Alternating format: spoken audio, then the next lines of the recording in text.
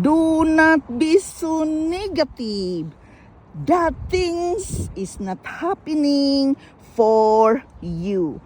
This is just a share, a reminder to each and every one of us, because many times we are so negative that we've been praying and things is not happening for us. Have patience. Believe that it will come in its perfect divine timing. Don't quit praying.